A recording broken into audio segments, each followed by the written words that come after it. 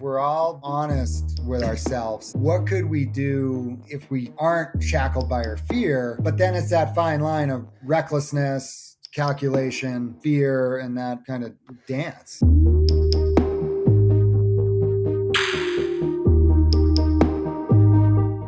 Should I have headphones on? If you got them, it doesn't hurt. All right, let me grab them.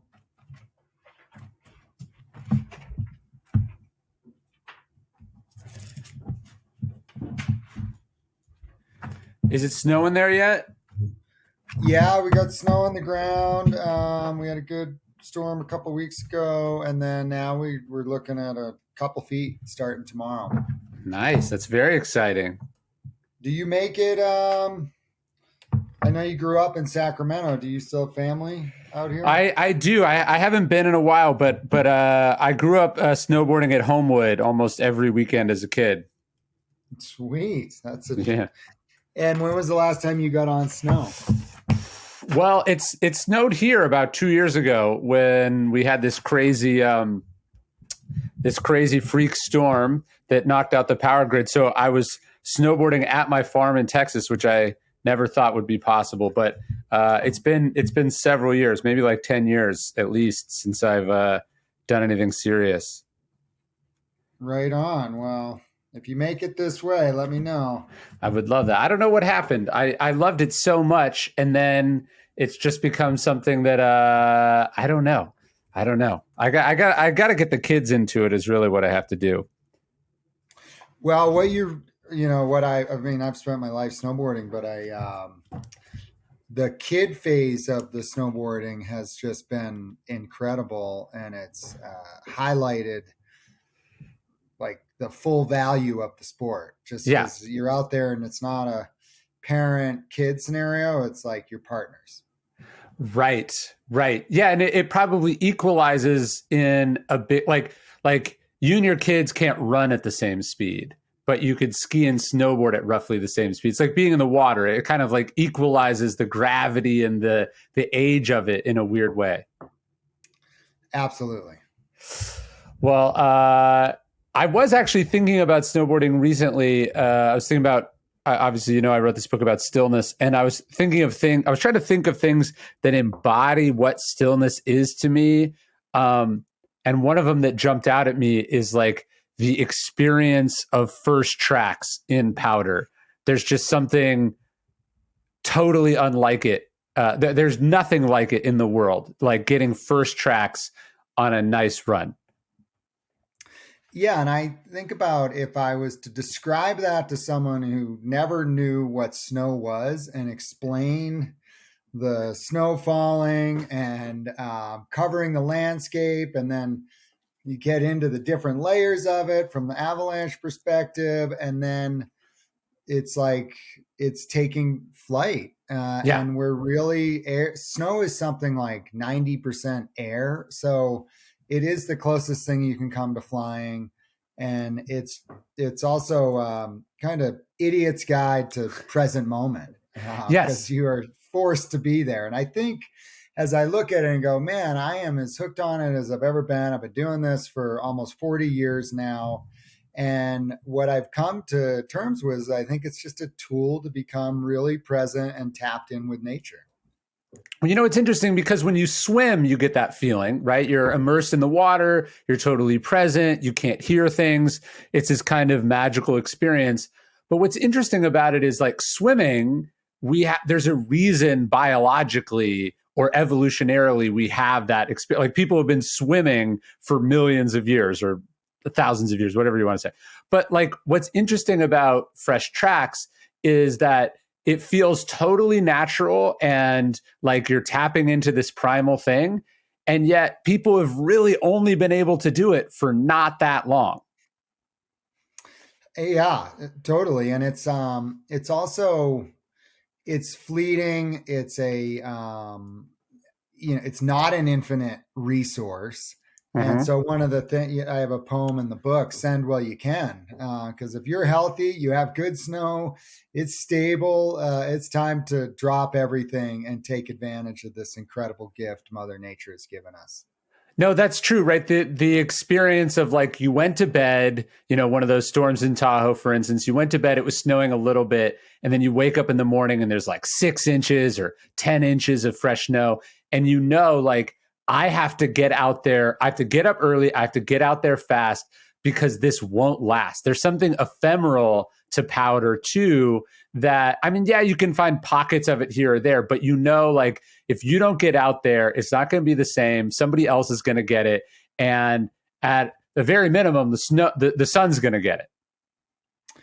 Yeah, and that's where it's like that's a time to crack and get up early. I mean, words Yeah. never spoken in the mountains. I wish I slept in a little bit later. And Right. so it's hard, but I like to say the difference between waking up at, say, 6 in the morning and 4 in the morning is 5 minutes. The difference between waking up at 4 in the morning and 3 in the morning is no difference. Mm. So that's one thing that's evolved is really getting out there early. And I mean, there is no greater joy for me, anyways, is to be skinning in the dark and then be up on the mountains. And there's a run that we really love right over Emerald Bay, Lake Tahoe, and it gets the first light and dropping in as the sun is rising. I mean, if there's such a thing as heaven on earth, that is it. Yeah. I mean, look, one of the resorts is called Heavenly for a reason. Absolutely. No, there's a Hemingway quote I like. He talks about getting up in the morning and writing when it's cool, but he says you warm as you write, which I think is another part of sort of getting up early. It's cold, it just snowed or whatever. Not only obviously you're beating the sun a little bit, so the sun's coming up, you're warming from that, but then it's the getting moving, getting out there, doing the thing. The paradox of skiing and snowboarding is how fucking hot you get, doing this thing that is by definition freezing cold. Yeah, and in the backcountry, it's there's a saying: you sweat, you die. Yeah. So temperature regulation is an art form, and it's probably the biggest evolution I've had in my snowboarding is figuring out how to dress. So when I start climbing up the mountain, I don't have to readjust, and because it's not about how fast you go, it's how long you stop. So if you can just be fed, fueled up, hydrated, and start walking, you can make a cover huge distances while moving really slow. Yeah. I was fascinated by the book, which I loved. I went through. It when I was growing up in snowboarding, and I'm sure even more so in the early days when you were, sort of pioneering this sport, it was like a lot of sports, not super serious at first, right? And it's been interesting watching it evolve into a discipline. These are professional athletes, like any other professional sport. But like I was struck by how much your book was really about discipline, right? In different ways, not just the physical discipline, but the mental discipline. Like basically this whole book is like a set of rules for yourself that you have evolved over the years so you can have fun, so you can do it at a high level and also not die. Yeah, I mean the reality is the going into untouched mountains uh, covered in deep snow is incredibly dangerous. There's fear mongering we see in the world and headlines. It's all about to be like really scary, grabbing headlines. When it comes to mountains, the danger is real. I mean, I've lost dozens of friends in the mountains, and one bad call can erase a lifetime of good calls. And so there's this mix that's in the book where you have the tactical skills needed to read the snow and stuff, but the reality is we continue to lose so-called experts in the mountains every year. And so a lot in the book is I'm wrestling with the mental side of things, and we are too quick to go and say, "Can you believe that avalanche that 3 people died in, and how'd they miss that? Or, they missed that call. They were total idiots." And it's like the real learning is understanding what led to these people making that call. And so that's a lot in there. And then what are the protocols that I can instill that instantly level up my safety quite a bit? And so that could be like, I'm not going to I just avoid deep slab instability. And I don't want to get into that, but that's the most dangerous snowpack, where you have a weak layer that is lingering in the pack. It's dormant for long periods of time, but if it slides, it takes the whole world with it. And that's an example of conditions that kill more experts than anyone else in the world. So my playbook on that is I just avoid it. Well, I liked it on, this is page 217. You have a whole list of tricks of the trade. I thought we'd riff on some of them, because each one is like a great soundbite in and of itself. So what does be bold, start out cold mean? Be bold, start out cold. We talked about it. So you want to start out cold because you're going to get warm once you start hiking. So that allows you to go far. Got it. So it's not overdressing, drenching in sweat, and then you risk hypothermia, dehydration, all that sort of stuff. Or you are like, everyone's finally moving and you're moving up the mountains. It's like, hey, hold on, I got to take my jacket off. And that sounds like a thing, but it's just that slow, steady march. And if you start out bold, you can just move for long periods of time. Okay. So you have know your outrun and know your landing. What do these mean? So your outrun is at the bottom of the run. So we look at everything as if it avalanches, the most important question in the backcountry is what happens if it slides? And if the answer is we get pushed into trees, over a cliff, and it's death, then that's a big deal. That's a big red flag. And then knowing your outrun is, I've also had a lot of injuries where you nail this perfect line and then you come flying into the outrun and it's bumpy and you end up blowing up in bumpy, dangerous stuff and get hurt. Because you're going too fast? You're going too fast, and you knew your face, but you didn't know the snow conditions at the very bottom. Sure. And so it's an easy thing to overlook. And so when I'm looking at terrain and what I'm going to ride, I always start at the bottom and look up and go, oh, that is a really nice, safe place to exit. What can I do above that? And then everything ends in that exit. Well, Robert Greene's rule in the 48 Laws of Power is plan all the way to the end, right? I think what happens is people plan like 80% of the way there, and then they go, I'll figure that out when I come to it because it's so far away. I don't want to worry about it right now. Yes. So you plan all the way to the end, and then I imagine that includes thinking about worst case scenarios. You have a bunch in here, check the avalanche reports, where you're just saying, what do you do if there's an avalanche? Is part of it that people don't want to think about the things that are unpleasant? They're worried about manifesting them, or it's the Stoics talk about premeditatio malorum, this idea of premeditating all the bad things that could happen, not because you're a worrywart, but because you want to have a plan if that thing happens. Yeah, you have to. Not talking about it is not the trick. It's what. So being really real about worst case scenarios is, and I talk about no fall zones in the book, and a no fall zone means if you fall, you die. And so understand and not being afraid to say that. And like, we're in zero mistake terrain right now. And so I think that is super critical, and the mistakes get made. And again, I am super guilty I've made every mistake you can make. And at the start of the book, I say experience is something you get just after you need it. And under that context, I'm incredibly experienced. The trick is, how do you get experienced without dying? And so what happens in the mountains, you get out there, you've worked really hard. Maybe it's the last day of your trip. It's the most beautiful mountain you've ever seen, and you get tunnel vision on it, and you talk, and the mountains are whispering to us, but we're not present and we're not listening to the mountains. And so much of it is, are we tapped in to the mountains and not getting distracted by these other things? And then if you throw in pro snowboarding, where we make a living out of getting that perfect shot. So who's got the guts to go and finally get to the top, be ready to go and be like, man, and my gut, which I talk about, listening to your gut is your last line of defense, to say, hey, I know we all got up in the middle of the night and we worked really hard to get here, but I'm not feeling it. It's time to go around. That's the trick.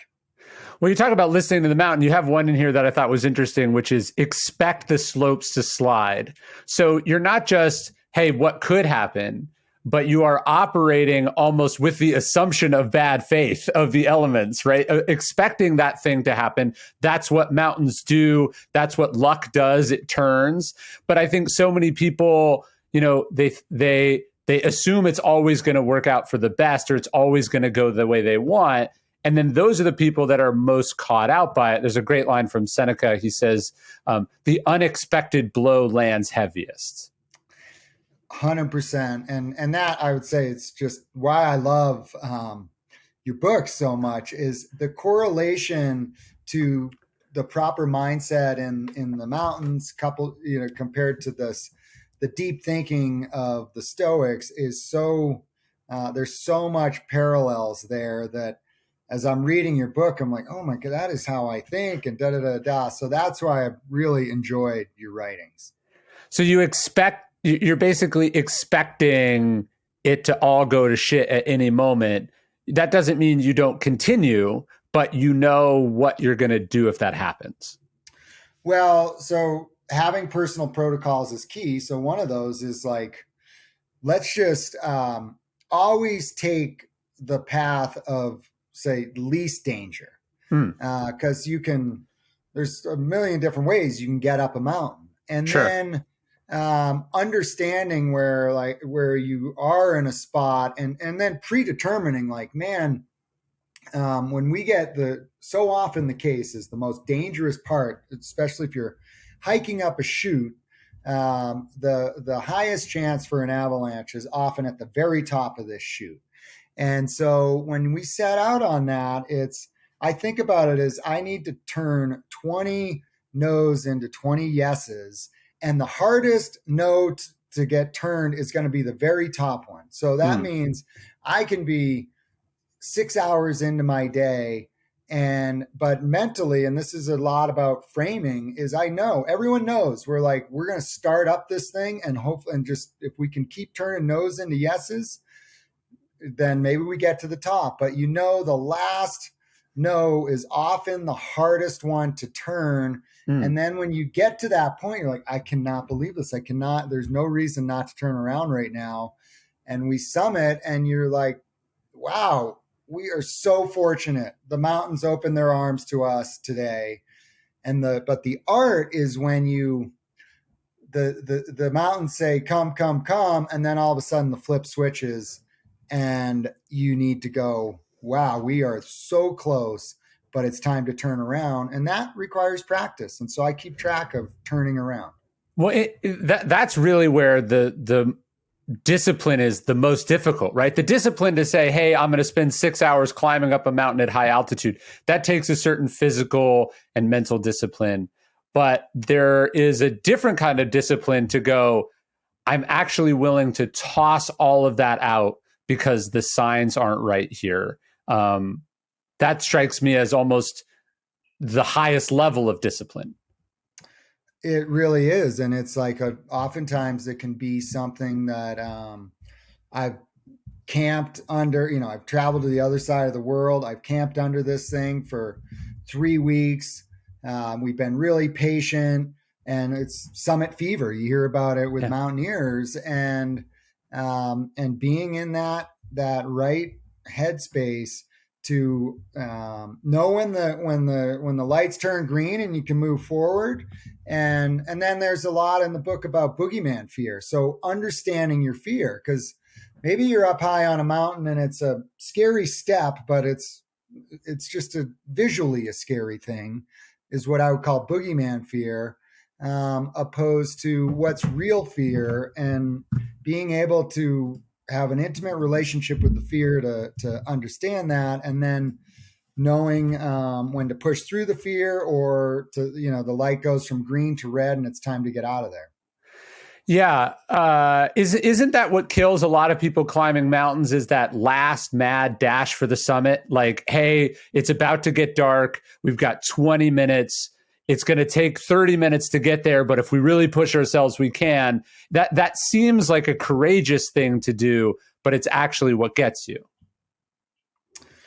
Yeah, I mean, I think that your goals can cloud your connection to the mountains, and so yeah, it's really important to. That's why it's never we're going to go climb this mountain. It's always we're going to start. We're going to go look at it. We're going to make our way up it. I feel good about going to that rock. Feel good about going to that next rock, and then and having these personal protocols and knowing and I will break those personal protocols at times, but we know as a group, we say, okay, we have chosen to break protocol right now. And that just levels the stakes. You say ego is not your amigo. Obviously, I say ego is the enemy. Is that why it's the problem? Because like you feel insecure. You're like, I don't want to be the person that quits this halfway, or you've already identified, give yourself credit for doing something, or worse, you feel like you have something to prove, or the rules don't apply to you. Is that where ego gets people killed in the backcountry? Yeah, absolutely. And then you have group dynamics. So I surround myself with people that are like minded. And so we, move through knowing that, at any moment we can get turned around. But ego is so, I think it's hands down the most dangerous trait in the mountains. And I think about it for myself. My biggest mistakes have been where I'm on top of the world and can't do no wrong. And then all of a sudden the mountains come and Mother Nature says, swarts you down. And then also amongst partners where you will, you get in the mountains and you get people who are flexing out there. And as soon as I see that, I'm out of there. Yeah. Well, you say you should actually celebrate turning around, right? So you're taking the ego out of it. You're not making stopping something that seems dangerous or not right a sign of weakness. Yeah, and that is something that needs to be practiced. So I keep track of that, and so get to a point where we're walking up the mountain and we got this big goal for the day and we're deep into our day and it's like, it's a little weird. Maybe we could go, maybe we could. And it's like, you know what?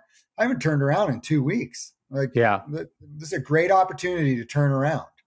And so it's just that kind of mindset shift of celebrating backing down. And you're celebrating backing down because it strikes me it's almost a little bit like the acceptance of a kind of a higher power, that it's not in your control. You don't always get to decide. You don't always get your way. And if you have consistently gotten your way for a number of times in a row, you should be suspicious. Absolutely. And you think about it, I mean, it's a zero mistake game. So if your spidey senses, and you got to be really tapped in and I can feel it when I'm really tapped in.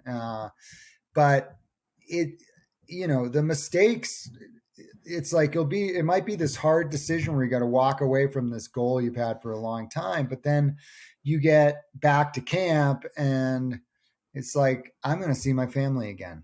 And it feels really good. And because the risks are significant and they're real. And I wish that wasn't the case, but it's just the reality of it. And it's not the dangerous thing, or the thing that is so inconvenient, is that some of my closest calls have been in mundane terrain that I hope to find myself in with you someday. And it's not just this extreme stuff. It can be on the way to the extreme stuff where the dangers hit you when you least expect it. What's interesting, right? The trait in, say, a basketball player to the game is on the line, give me the ball, I'm going to shoot it. And they shoot it knowing that it's either going to go in or out. So the athlete has to cultivate the sort of guts to be like, I'll take that shot, right? And so there's the sport sort of selects for a person who's willing to do that. But in your sport, maybe not unlike being, I don't know, a gladiator or something in the games, these are life and death decisions. It's not, hey, you took the game on the line shot, you missed, the game lost. You lost the game? Can you carry that on your back and be willing to be brave enough to walk in the locker room and be like, guys, I screwed it up. You don't get that walk of shame when you make the bad call in your sport necessarily. Yeah, no, you don't. And it's like ride to live another day. I have things in the book about, say, playing the season. We know the mountains get simpler later in the year. So for me, it's about building time, and then ideally making it to the end of the season. And there's 2 to 4 days a year when everything lines up, and it's generally in the spring. And that's when those what we call lifetime achievement awards happen. Those are our trophies, where it's you get to ride this primo descent on that nobody's ever done and do it in perfect conditions. Is That's the art of Shralpanism. Well, I talked to Annie Duke about this. She gave me a good way of thinking about it. She wrote this book on quitting, and she was saying, a poker player has to quit hands, right? Your hand is no good. You have to quit it. But that's not the same as getting up and leaving the table. But actually, even in some instances, you have to quit and give up the table. But that doesn't mean you're quitting the game of poker as a whole. So I do like the idea of living to ride another day. Just because you're walking away from a particular line or a particular project or a particular thing, that doesn't mean you are a quitter as a whole. You're just quitting something that is more downside than upside. Yeah, and it's wild because in mountaineering, you hear the talk about my greatest failure is when I got so close to the summit, and I'm like, Yeah. That's your greatest accomplishment. Failure Yeah. is not coming home to your family. Sure. Right. But that's that goes to the idea of different kinds of discipline, right? The discipline to say, I was bone tired, I run out of oxygen, and with brute force, I made, the final sprint to the summit, and, pushing past human limitations. That requires discipline and courage. But it may well require more discipline and courage to be like, I'm going to turn around here, even though it breaks my fucking heart that I can see the summit, or that potentially a huge, as you said, lifetime achievement award type victory is within my grasp. I think it requires more discipline and strength to turn away from that than perhaps it does to turn towards the potentially hard thing that people doubt is possible. 100%. And I think it's like being really fluid, and then just starting out knowing that like there's a high likelihood things aren't going to line up, but that also it's different people. I know for me, I'm chewing my arm off to get to the top of these mountains, and someone else might have a totally different fear relationship where they're like, man, I keep turning around all the time. But I would say in general, that is what I have found is pretty rare. And it's so often the case where you end up getting this tunnel vision. And to me, that's where this mental framing before you even leave camp is so critical. Yeah, I think the relationship between courage and fear is such a tough one because we all experience fear, and most of the successes we have in life and the things we're proudest of are on the other side of that fear.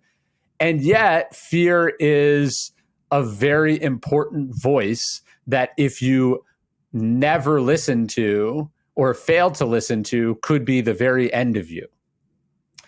Yeah, and it's a wild thing too, because in the mountains we have this real life or death fear. But I also, it's wild to me how much sleep I've lost on, say, societal fears. Meaning, I want to start a business, I want to, work on some climate stuff, what have you. And I do think that my time in the mountains has helped me get over some of these societal fears. And I'm sure you deal with it. You have enough stuff going on that, and I just am always astonished at how much societal fears kind of hold me back, and I have to really push through them to do to create these different things, like writing a book. I had to get over my fear. Who am I to write this book? I'm not an expert. What are people going to think? And as you know, I'm sure when you write a book, I got to a point where I'm just like, I just got to throw it. I got to be totally honest, get over what people are going to think, and just write this really honest book and let the chips fall where they fall. Well, we see that in all different elements of life, right? You might have someone who's like a decorated soldier on the battlefield. They get elected to public office, and then, they're afraid of losing an election, or they're afraid of being criticized for something. So what is interesting is like sort of courage is transferable in one sense. Like, if you're pushing yourself, you get it. I think you develop a kind of a courage that you can carry forward. And then at the same time, everything you do is scary in its own way, right? And so, yeah, the courage, you face these enormous mountains, life or death, no mistake, no margin for error kind of scenarios, and then you're like, but what if someone says something mean about me on Instagram? Like it's still always there. Yeah, it's. I think that I think if we're all honest with ourselves, like, what could we do if we aren't shackled by our fear? But then it's that fine line of recklessness, calculation, fear, and that kind of dance. Yeah, well, Aristotle put courage on this spectrum. He said on the one end there's cowardice, and on the other end there's recklessness. And he said courage is actually the midpoint between these two vices, which I think is a really interesting way of thinking about it, because we tend to see courage as like the penultimate thing, and actually courage should be properly seen a moderate middle ground between too much and too little. That is perfect. I would agree with him. Well, it's funny too, because I think we saw this during the pandemic. You see it in other people. Like they miss the point of what courage or fearlessness is about. Like, I'll give you an example. A friend of mine, and I'm one of the investors. We bought this ghost town in Southern California, in Cerro Gordo, at the top of right across from Mount Whitney. And he goes down in these crazy mines. He'll go like 900 feet down and do all this stuff, which I would never do. But sometimes I'll be like, but why aren't you wearing a motorcycle helmet when you're on your dirt bike? Do you know what I mean? So like there's this thing where people are courageous, and that's great, and that makes them part of that makes them who they are. And yet we also needlessly take risks that have nothing to do with what we're doing. And so much of that is rooted, ironically, in not wanting to look weird or lame, But I was just like, look, I totally get the fearlessness thing, but you don't need to get a traumatic brain injury for no fucking reason, right? And so it's interesting where sometimes that courage or that fearlessness is wrongly transferable to other aspects of our lives. Definitely. And I think there's a level of, I don't know, like I skateboard, and there's a lot of fear in my skateboarding. Yeah. I think of like how much fear holds me back on a skateboard, and I'm at peace with that. So that, yeah. Because it's not where you're competing, right? Like you're doing it for fun reasons or for, creative reasons. If you blow out your knee skateboarding, what does that do for you? Yeah. And for sure. And I guess that's something that I would say I've really evolved with my snowboarding and my surfing and kind of all aspects of my life, is I've been working hard on getting more out of less. I think of Eckhart Tolle, where the opening of his book, The Power of Now, where he sits on this park bench and he has this full-on powder day. And so my goal, and what I'm most excited about my kind of snowboard and surf path, is that I need less to be fulfilled on the mountain. And where it's the worst, where you see some people where it goes the other way, where they're like, you know what, unless it's the best day of the year, I want nothing to do with it. And so tonight I'll go up to Boreal and ride a snow skate and with my kid, and on this little 300-foot hill, and it will be super fun on this, something that maybe 20 years ago I would have never done. Yeah, it's funny. Did you watch that HBO documentary about Tony Hawk? I have not. It's in the queue. It's so good. But there's this scene where all of, I forget what they're called, the Blood Brothers or something, whatever the gang was called. And Bones Brigade, yeah, maybe. Bones Brigade. They all Yeah. get together. They're like doing some photo shoot of all of them together, and they're skating on this half pipe. And then the sort of competitive instincts kick in, and they start pushing it like way harder than they need to push. And then Tony goes up and does something. He falls. He gets knocked out, and all the other guys are like aghast. They're like, "You can't." You can't do it this way anymore. And there was a moment of it where I was like, oh yeah, he because of his intense ability at this thing, he's lost the ability to just enjoy a skate with friends, right? Which is a tragedy. I think a lot of people, I would put myself in it, when you become really good at something, you can end up depriving yourself of the ability to just enjoy doing it at a leisurely pace. Yeah, and that's where you will see people walk away. It's common for pro skaters, surfers, snowboarders, what have you, they can't kind of reach that peak anymore, and they walk away. And I think, I mean, splitboarding's played a huge role in that, because every walk in the mountains is nice, and it's better, going It's a into different snowboard way of mode, doing an old thing. a different way of doing an old thing, but also creativity. I'm fortunate enough to make my own snowboards, and so if I'm bored, I can just go and grab a totally different board and change the mountain. Yeah, no, and it was funny. I was watching that documentary and I was talking to my friend Brent about it. I was like, look, this dude's like 50 years old. He's trying to do the 900. And you know what he's wearing? He's wearing pads, man. He's wearing pads, right? Like, he doesn't care what he looks like. He doesn't want to blow out his knee. You got to be careful. I think can also be the problem, where we mistake courage for a kind of being a glutton for punishment, or not caring about what happens, or whatever it is. Just like, I thought about this during COVID. People would be like, oh, I'm not scared of a virus. And I was like, I'm not scared of it. I just don't want it. There's a big difference between those two. Like, you know what I mean? Like, the reason you, look, some people use contraceptives because they're scared of having a baby. People who already have children and use contraceptives are not scared of having a baby. They just don't want another one, right? Like you're not scared. You just know what the potential consequences of a thing are, and you're able to make a rational decision to not want that thing.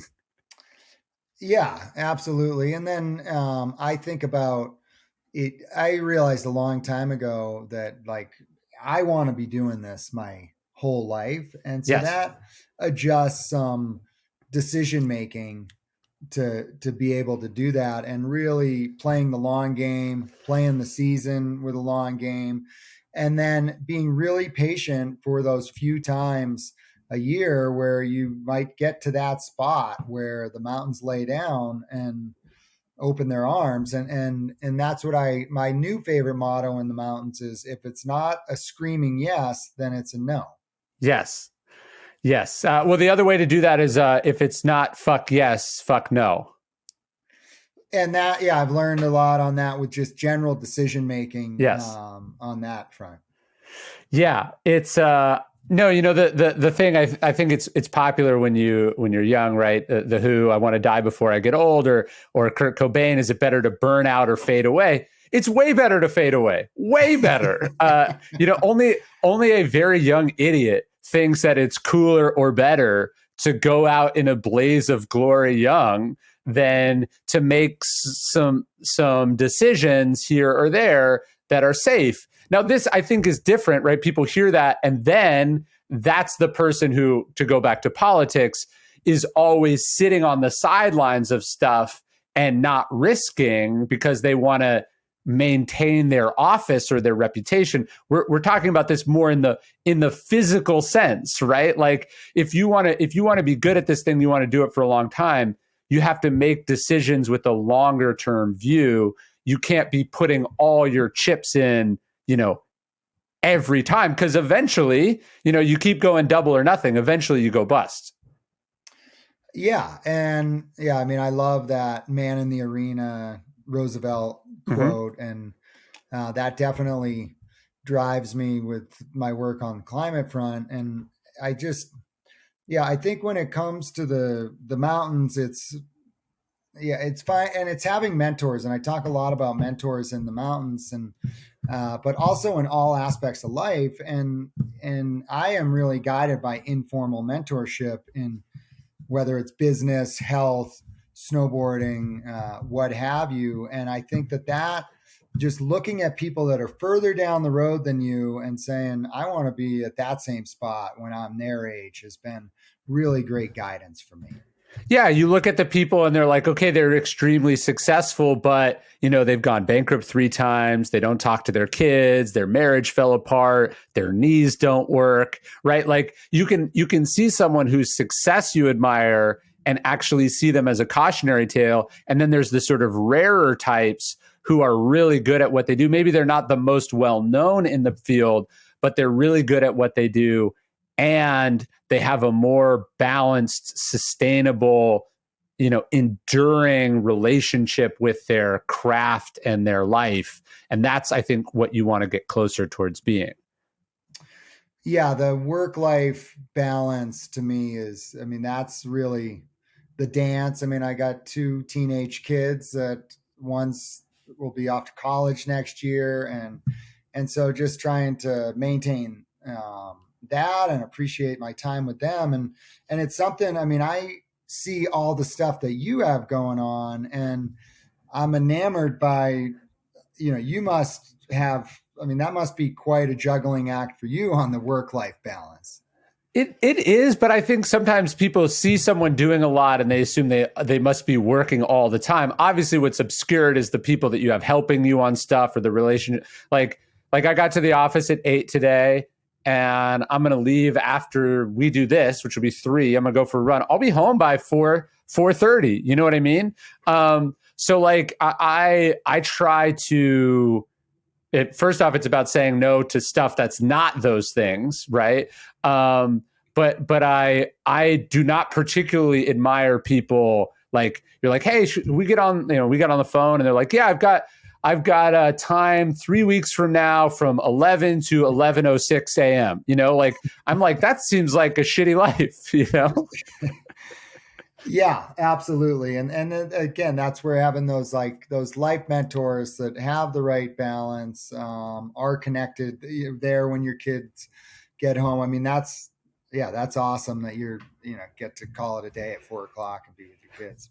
Well, you talked about this a little bit, I think, in the book where you talked about down days, which is the idea that, look, not every day is fresh tracks at 4 a.m., right? A lot of days it's, hey, it's not a good enough day to go out, or today I'm training, or, today I'm resting because I just worked 6 days in a row, or whatever it is. I think also like, when do you rest? When do you recover? And to me, that also requires more discipline. Like one of the things I'm looking at in 2023, I was just talking to my assistant about this, is like, I want a day where nothing is scheduled, and I assume that it's not that I'm not going to be working, but like I'm going to be home that day, maybe catching up on stuff. But like I want to have a day scheduled off, which I think will force me to actually be more disciplined the other 4 days of the week.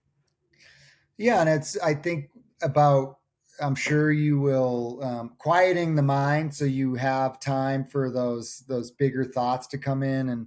And for me, with business and protect our winters and family and snowboarding, the reality is it's a juggle at home, but which is why I love when I get in on these longer expeditions, and Mother Nature might tell us we'll be pinned in a storm for over a week at times. And some people go crazy during that. And I am just in heaven. I'm reading books, I'm napping, I'm drawing, we're playing games.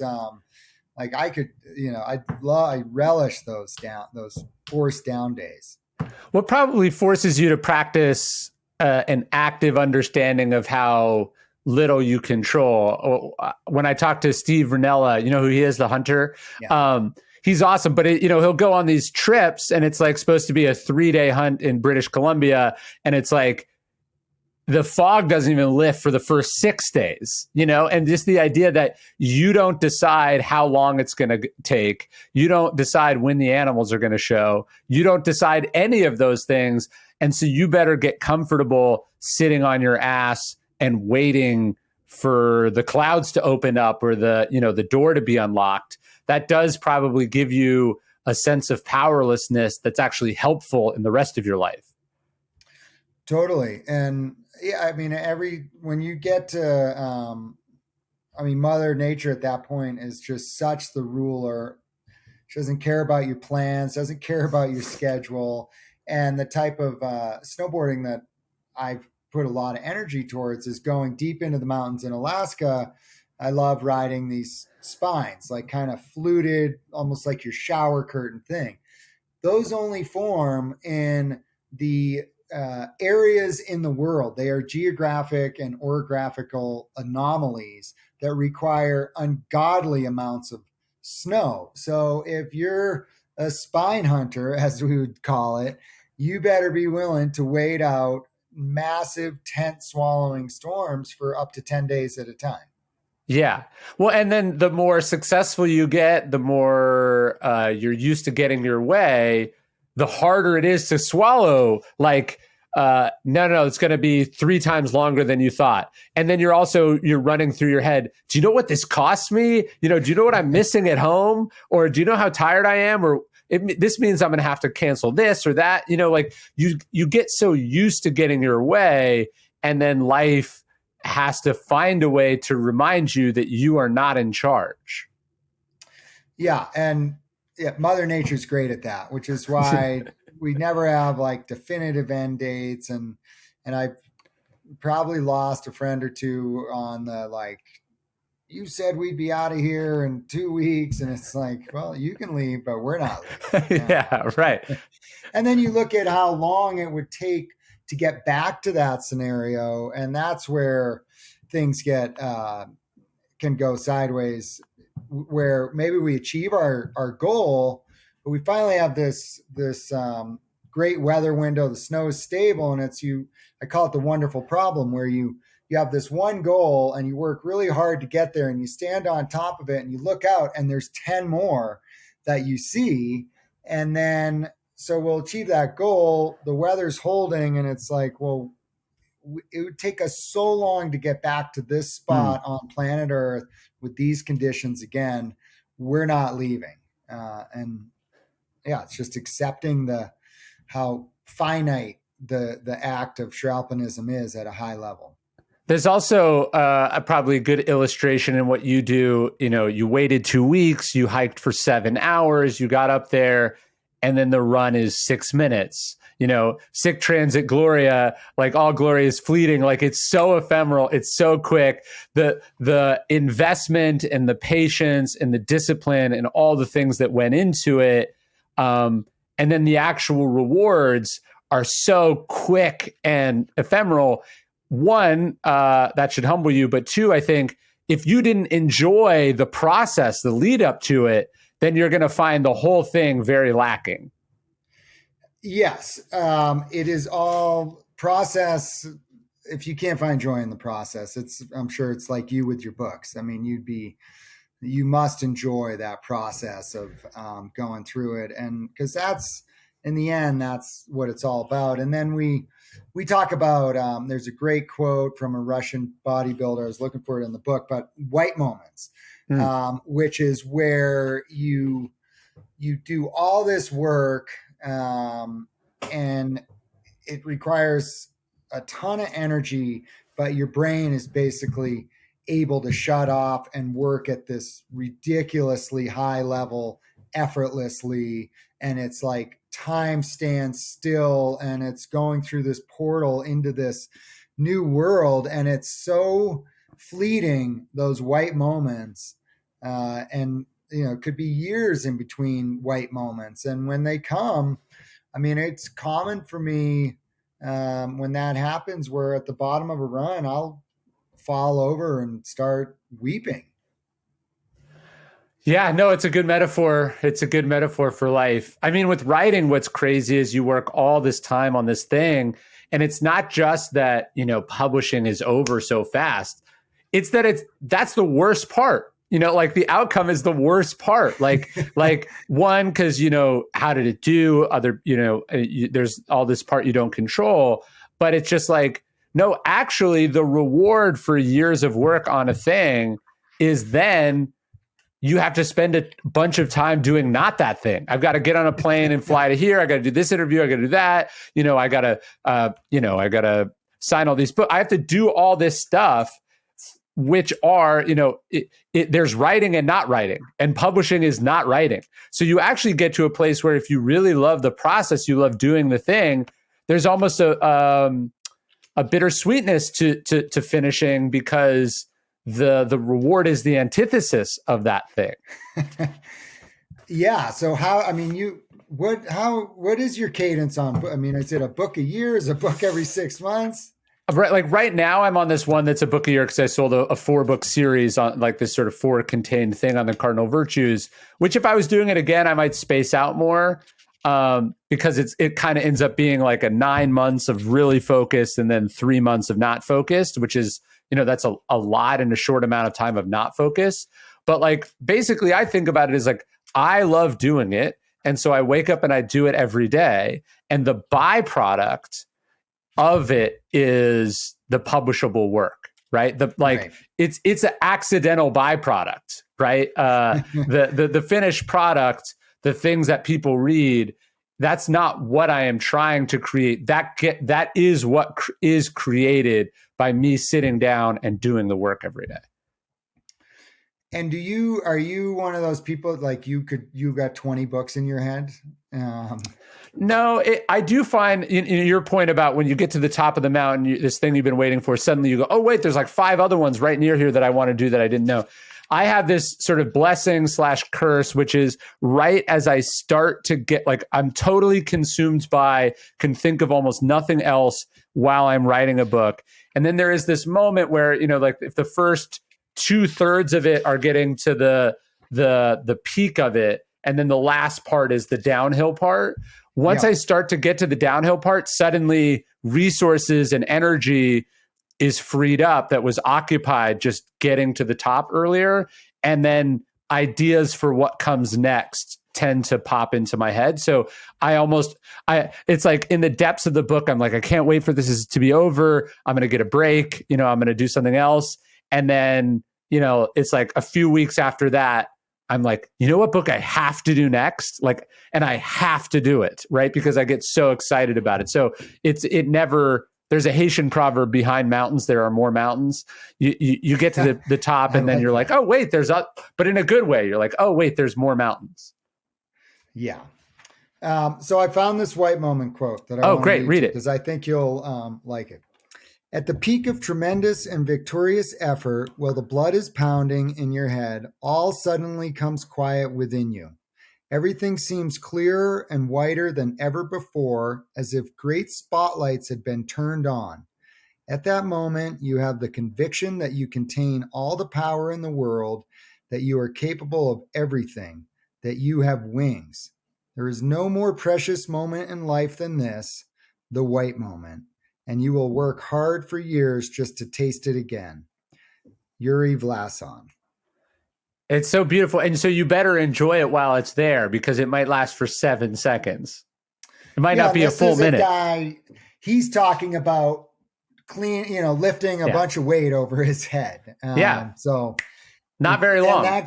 And that's where it goes to, like if in my world, if you need to feel good at the end of the day by putting your life on the line, then that bears, you should kind of peel back the layers on that and see what's going on. And so my goal has been to get more out of less in all facets of life. Well, so last question for you as we wrap up, because you touched on it briefly in the book. I thought it was interesting. You were talking about your kids. So how have you both pushed them and not pushed them into sport and out of their comfort zone? I imagine that's a tension for you. Yeah, I mean, my biggest fear was pushing, say, snowboarding and these kind of lifetime sports that I do, snowboarding, surfing, climbing, biking, etc. Pushing my kids to a point where they didn't want to do it. Hmm. And so I really slow played them and just tried to really make it fun and celebrate all aspects of that. And in my town, we produce a lot of Olympians, and it's common for, say, first graders to be getting pulled out of school at lunch on Thursdays and Friday type thing and Yeah. going into training. And we never did that. It was always like, I wasn't trying to, my goal was always like, I want them to just enjoy the mountains, being out there, and even backpacking, all these different things. And I'd say my trick that I give to parents, because they ask me a lot, is how do you do that? And for us, it was just simple things like, if we go to the mountain, you got to take 3 runs. If you take 3 runs, you get a cookie.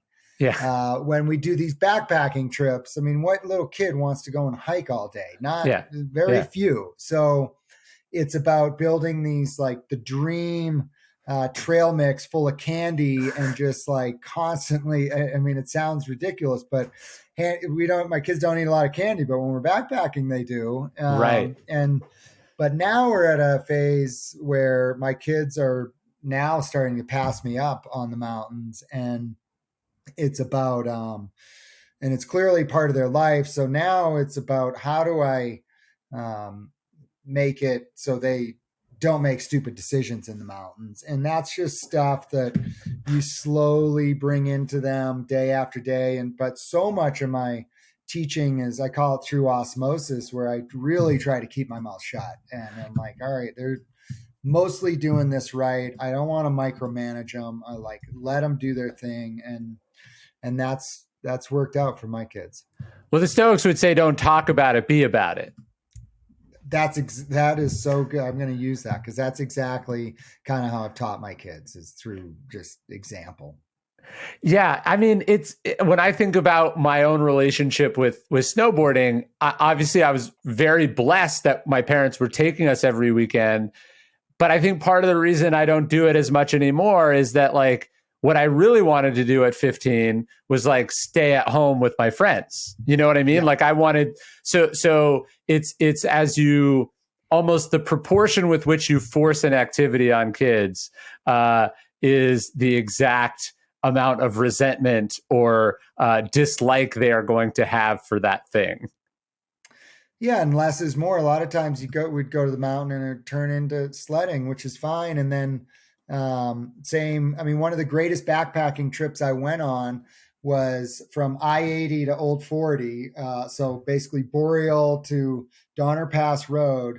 And it was 3 miles, a 3-night trip. And we covered 3 miles of ground with two families of little kids under 9 years old.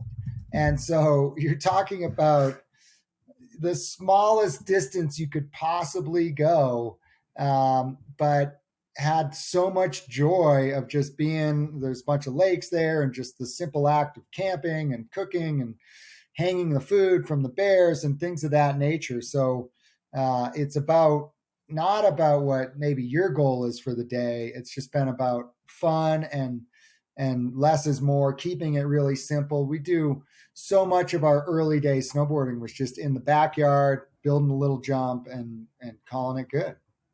Yeah. Yeah. It's letting them discover it on their own. And then also, you talked about taking the long view of it, right? Like, I may come back to it, right? And so, or there are a whole bunch. We all have things that our parents made us do that we hated or we didn't fully appreciate. And then as we came back to it, or as we got older, we came back to it and we appreciated the foundation, but we were able to come back to it on our own. So it's like, I think realizing that as you introduce your kids to things or you give them lessons, they are listening.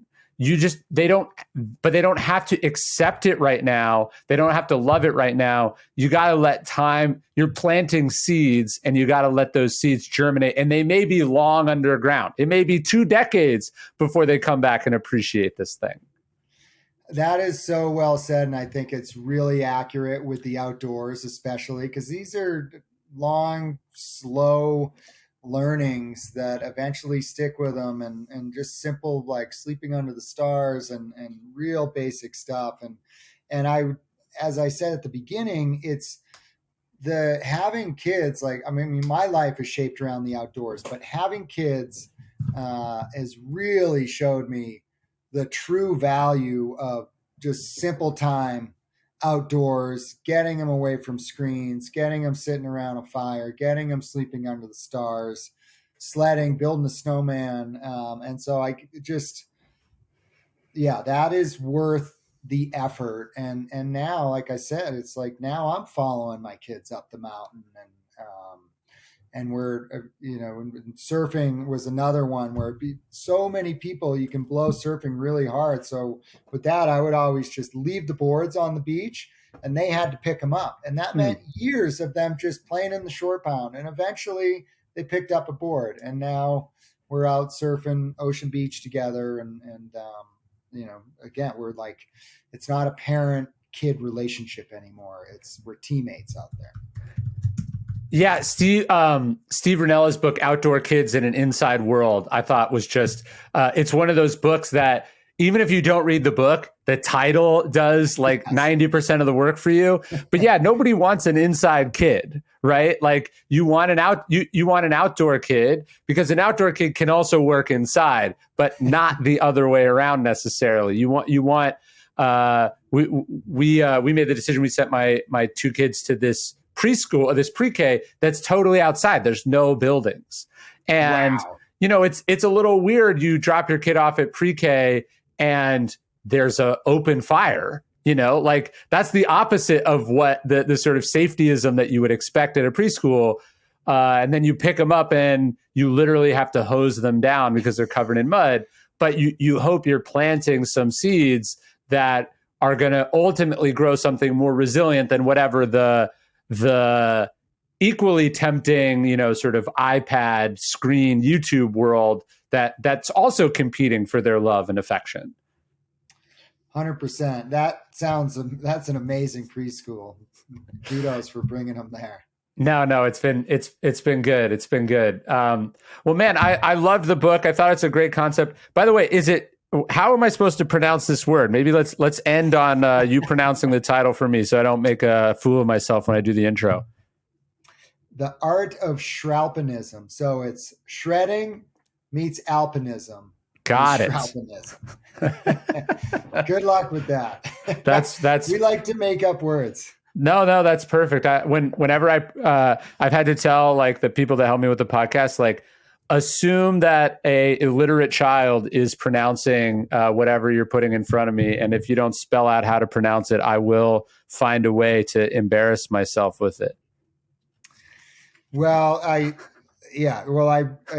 appreciate the opportunity. I just want to let you know. I mean, your work has been really inspiring to me, and the ethos of the Stoics runs deep in my life, which I think was why I was so enamored with your books, because I'm like, oh my, this is so me.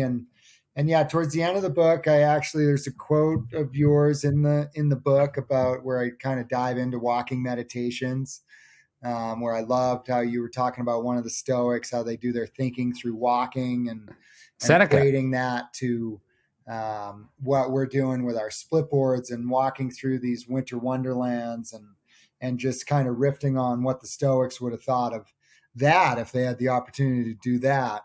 So just again, thanks for the opportunity and the inspiration. Well, it's beautifully full circle for me, because I grew up looking at you in magazines and on the videos I would watch. So this is very cool for me too. Cool. Well, let's do it. Come out. Let's get on snow. I got everything you need. I got a garage full of stuff. I got lift tickets. Just I'm one-stop shopping for you. All right, cool, man. I appreciate it. All right, let me hit stop and we'll make sure that